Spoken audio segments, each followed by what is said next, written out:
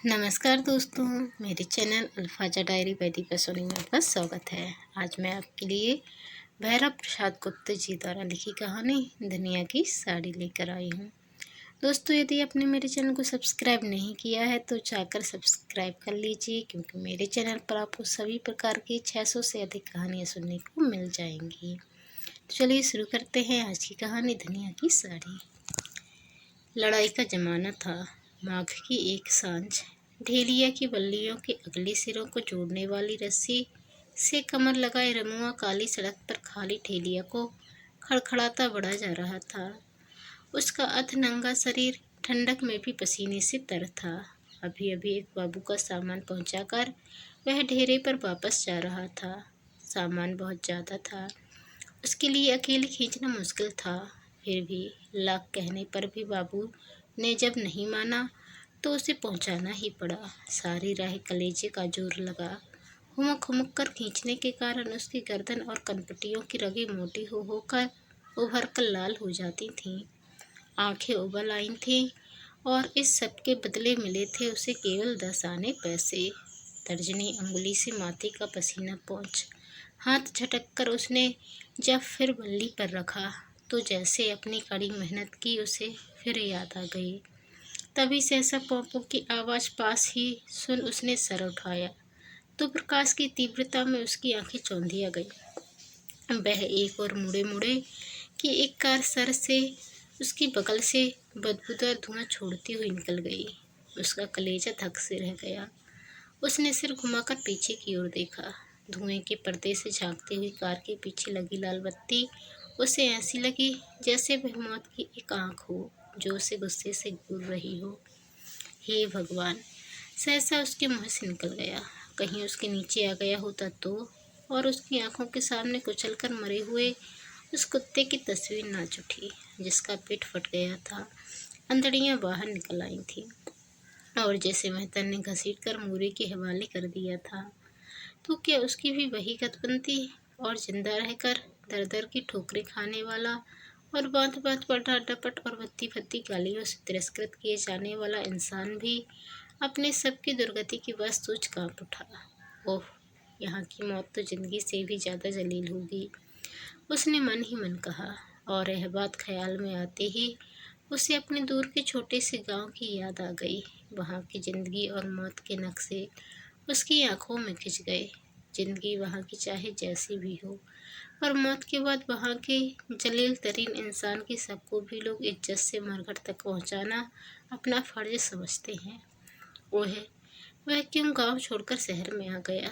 लेकिन गांव में ओ ठेले वाले, एक फिटन कोचवान ने हवा में चाबुक लहराते हुए कड़क कर कहा, बाएं से नहीं चलता, बीच सड़क पर मरने के लिए चला आ रहा है, बाएं चल बाएं। और हवा में लहराता हुआ उसका चाबुक बिल्कुल रमुआ के कान के पास से सनसनाहट की एक लकीर सा खींचता निकल गया। विचार सागर में डूबे रमुआ को होश आया। उसने शीघ्रता से ठेलिया को बाईं ओर मोड़ा, लेकिन रमुआ की विचारधारा फिर अपने गांव की राह पर आ गई। वहाँ ऐसी जिंदगी का आदि न था, जोतता बोता पैदा करता और खाता था। फिर उसे ये सब बातें याद हो आई जिनके कारण उसे अपना गांव छोड़कर शहर में आना पड़ा। लड़ाई के कारण गल्ले की कीमत 8 गुनी 10 गुनी हो गई। गांव में जैसे खेतों का अकाल पड़ गया। जमींदार ने अपने खेत जबरदस्ती निकाल लिए। कितना रोया गिड़गिड़ाया था वह, पर जमींदार क्यों सुनने लगा कुछ। कल का किसान आज मजदूर बनने को विवश हो गया। पड़ोस के धेनुका के साथ वह गांव में अपनी स्त्री धनिया और बच्चे को छोड़ शहर में आ गया। यहाँ धेनुका ने अपने सेठ से कह सुनकर उसे यह ठेलिया दिलवा दी। वह दिन भर गांव बाबू लोगों का सामान इधर उधर ले जाता है। ठेलिया का किराया 12 आने रोज उसे देना पड़ता है। लाख मशक्कत करने पर भी ठेलिया का किराया चुकाने के बाद 1.5-2 रुपए से अधिक उसके पल्ले नहीं पड़ता। उसमें से बहुत किफ़ायत करने पर भी 10-12 आने रोज वह खा जाता है। वह कोई ज़्यादा रकम नहीं होती। पता नहीं गरीब धनिया इस महंगी के ज़माने में कैसे अपना खर्च पूरा कर पाती है। और धनिया उसके सुख दुख की साथिन। उसकी याद आते ही रमुआ की आंखें भर आईं। कलेजे में एक हुंक सी उठ आई। उसकी चाल धीमी हो गई। उसे याद हो गई बिछुड़न की वह घड़ी, किस तरह धनिया उससे लिपटकर बिलख बिलख कर रोई थी। किस तरह उसने बार बार मुँह और प्रेम से भरी ताकीद की थी कि अपने देह का ख्याल रखना, खाने पीने की किसी तरह की कमी न करना। और रमुआ की निगाह अपने ही आप अपने बाजुओं से होकर छाती से गुजरती हुई रानों पर जाकर टिक गई, जिनकी मांसपेशियां घुल गई थीं और चमड़ा ऐसे ढीला होकर लटक गया था जैसे उसका मांस और हड्डियों में कोई संबंध ही न रह गया हो। वह शरीर की यह हालत जब धनिया देखेगी तो उसका क्या हाल होगा, पर वह करे क्या। रूखा सूखा खाकर इतनी मशक्कत करनी पड़ती है। मख मक्कर दिन भर ठेलियाँ खींचने से मांस जैसे घुल जाता है और खून जैसे सूख जाता है, और शाम को जो रूखा सूखा मिलता है उससे पेट भी नहीं भरता। फिर कहीं ताकत लौटे कैसे। जब धनिया उससे पूछे कि सोने की देह माटी में कैसे मिल गई, तो वह उसका क्या जवाब देगा, कैसे उसे समझाएगा।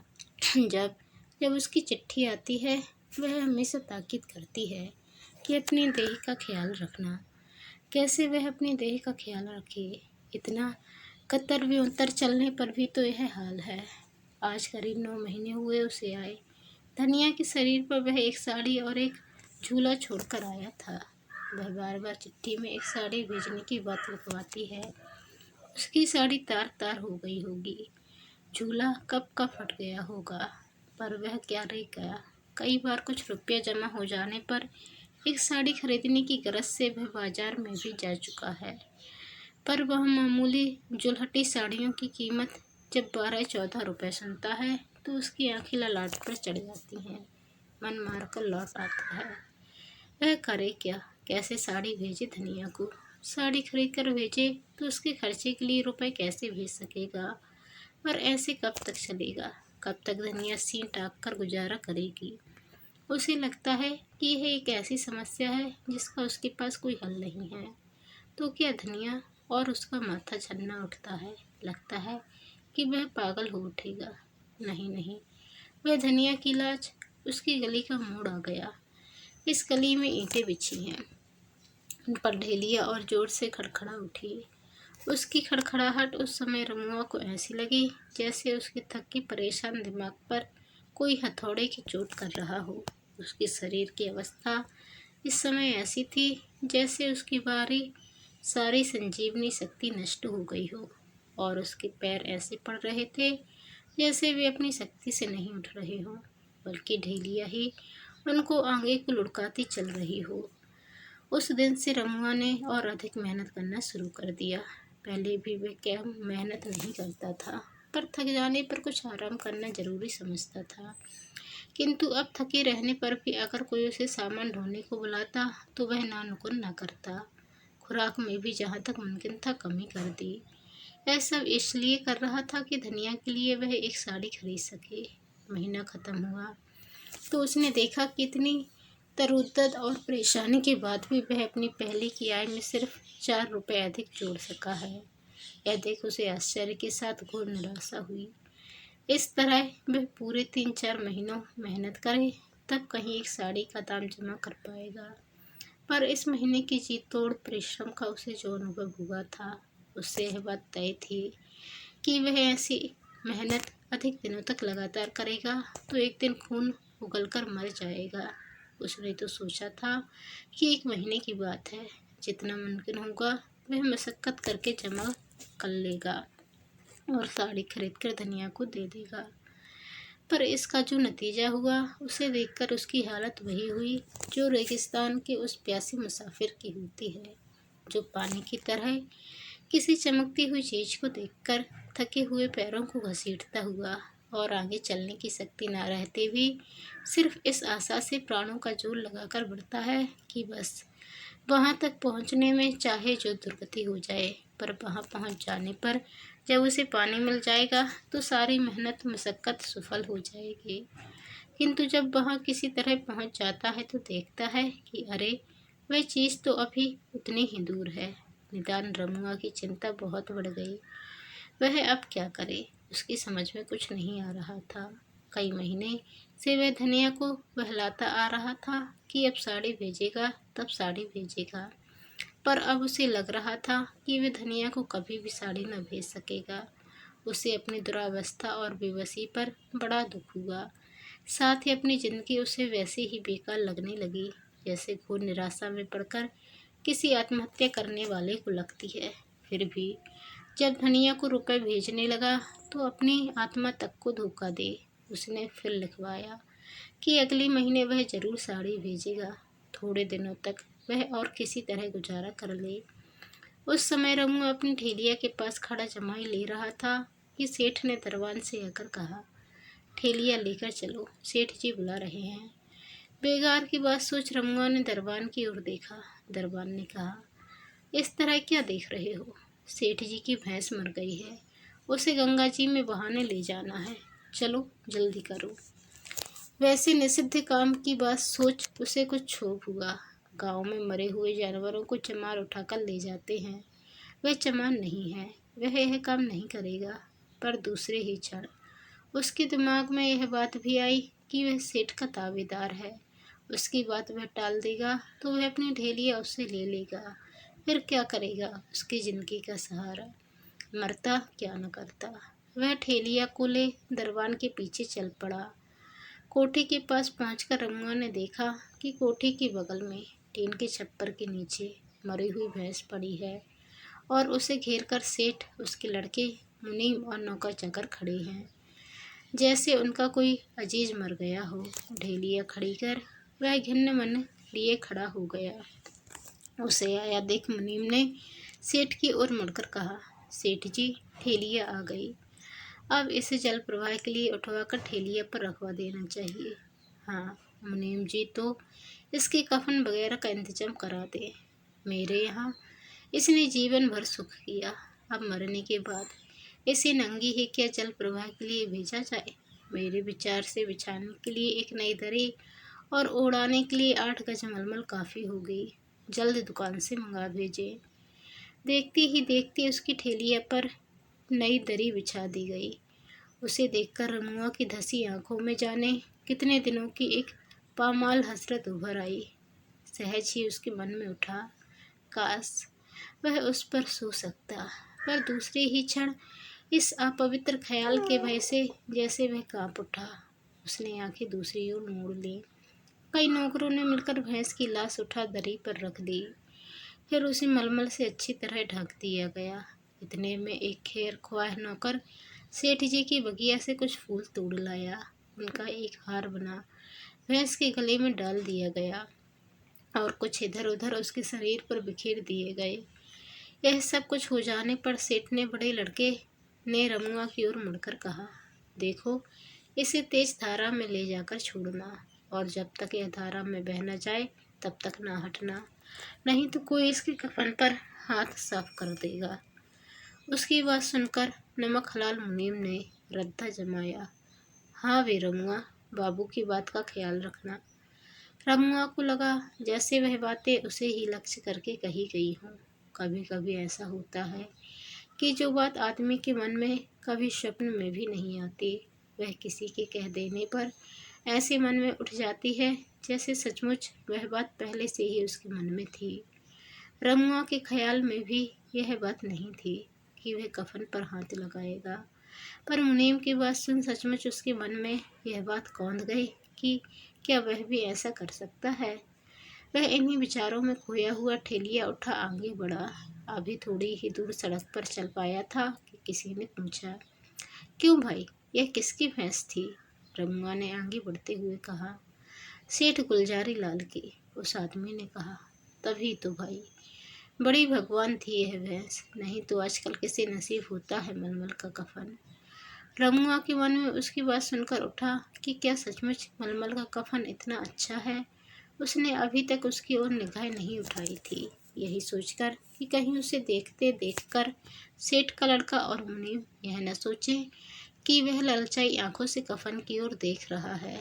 उसकी नीयत खराब मालूम होती है, पर वह अब उसमें को रोक न सका। चलते हुए ही उसने एक बार अगल बगल देखा, फिर पीछे मुड़कर भैंस पर पड़े कफन को उड़ती हुई नज़र से ऐसे देखा जैसे वह कोई चोरी कर रहा हो।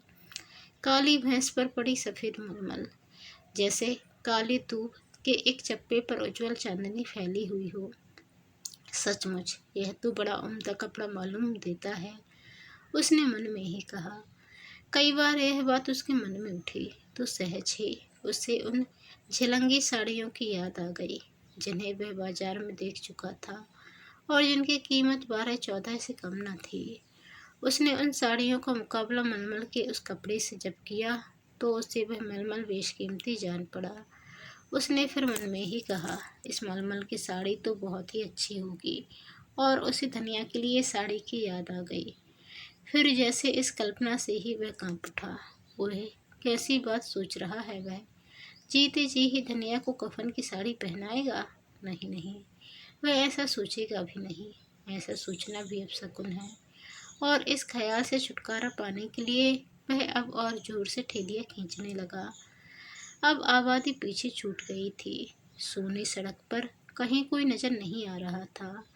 अब जाकर उसने शांति की सांस ली, जैसे अब उसे किसी की अपनी ओर घूरती आंखों का डर न रह गया हो। ठेलिया कमर से लगाए ही वह सुस्ताने लगा। तेज चलने में जो ख्याल पीछे छूट गए थे, जैसे वे फिर उसके खड़े होते ही उसके मस्तिष्क में पहुंच गए। उसने बहुत चाहा कि वे ख्याल न आए, पर ख्यालों का यह स्वभाव होता है कि जितना ही आप उनसे छुटकारा पाने का प्रयत्न करेंगे, वे उतनी ही तीव्रता से आपके मस्तिष्क पर छाते जाएंगे। रमुआ ने अन्य कितनी ही बातों में अपने को बहलाने की कोशिश की, पर फिर उन्हीं ख्यालों से उसका सामना हो जाता। रह रहकर वही बातें पानी में तेल की तरह उसकी विचारधारा पर तैर जाती। लाचार वह फिर चल पड़ा। धीरे धीरे रफ्तार तेज कर दी, पर अब ख्यालों की रफ्तार जैसे उसकी रफ्तार से भी तेज हो गई थी। तेज रफ्तार से लगातार चलते चलते उसके शरीर से पसीने की धाराएं छूट रही थीं, छाती फूल रही थी, चेहरा सुर्ख हो गया था, आंखें उबल रही थीं और गर्दन और कनपटियों की रगें फूल फूल कर उभर आई थीं। पर उसे उन सब का जैसे कुछ ख्याल ही नहीं था।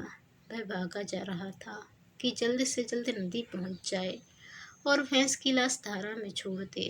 तभी उसे उस अपवित्र विचार से, उस धर्म संकट से मुक्ति मिलेगी।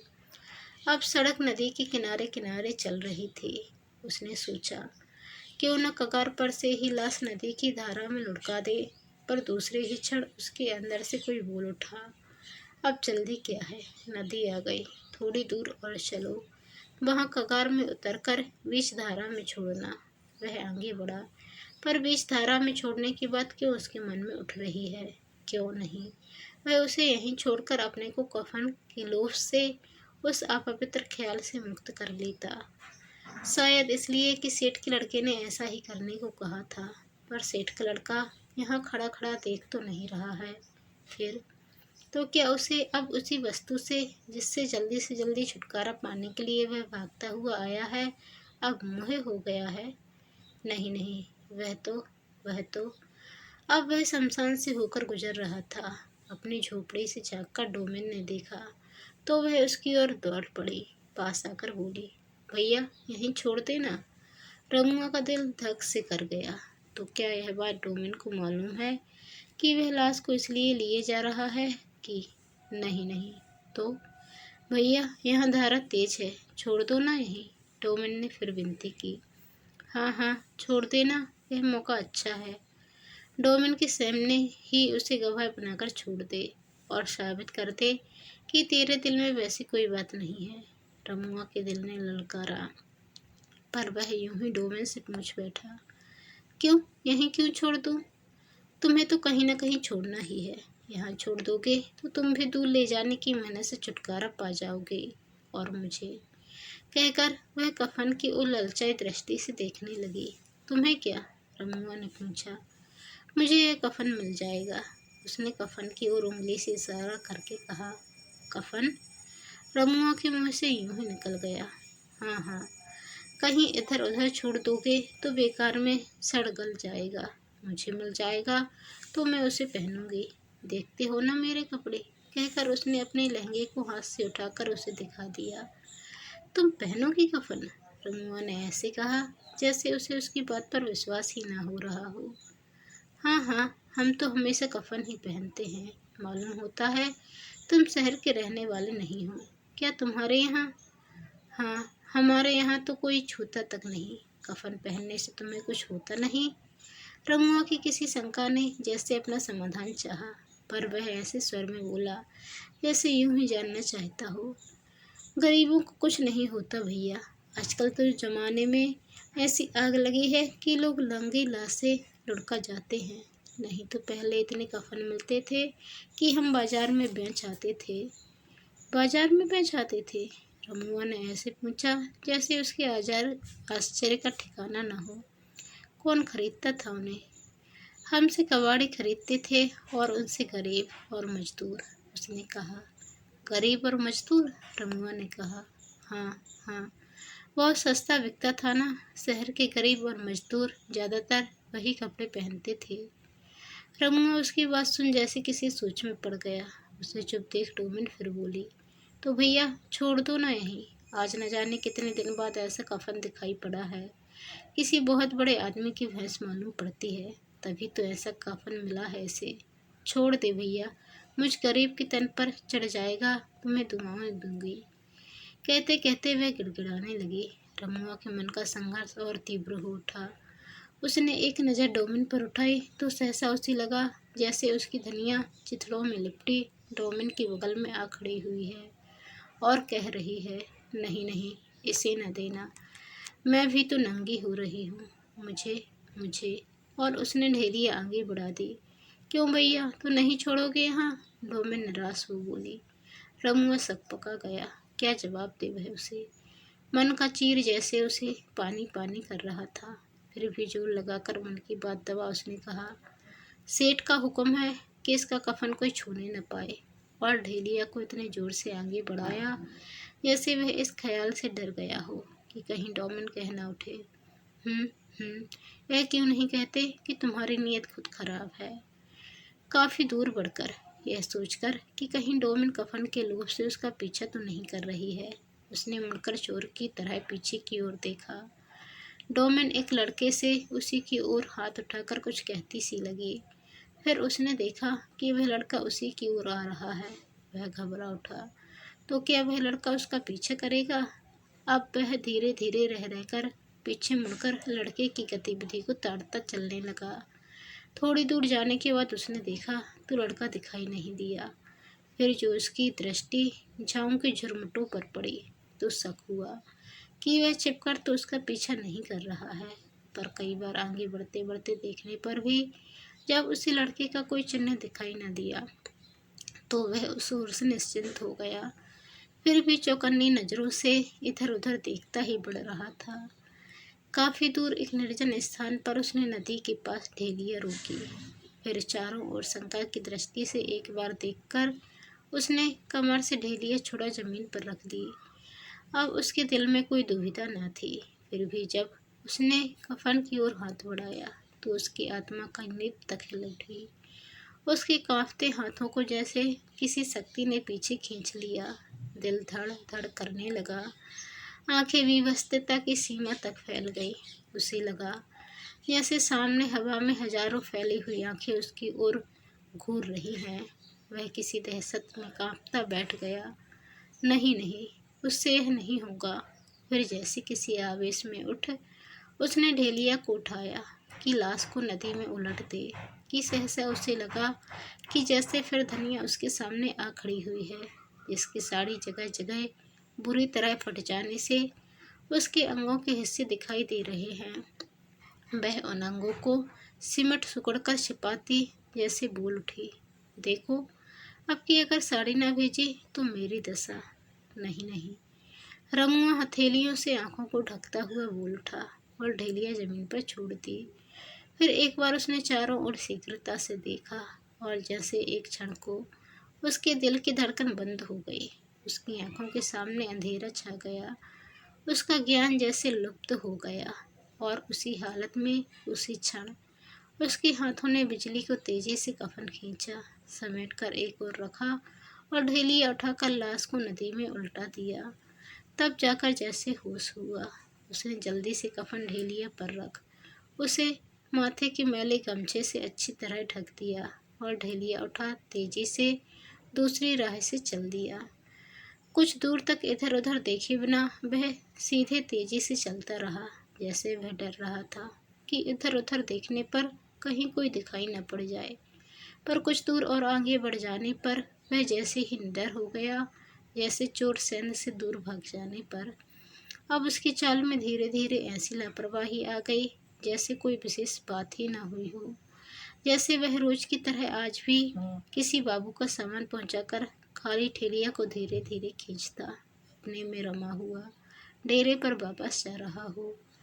अपनी चाल में वह वही स्वाभाविकता लाने की भरसक चेष्टा कर रहा था, पर उसे लगता था कि कहीं से वह बेहद अस्वाभाविक हो उठा है, और कदाचित उसकी चाल की लापरवाही का यही कारण था कि वह रात होने के पहले शहर में दाखिल नहीं होना चाहता था।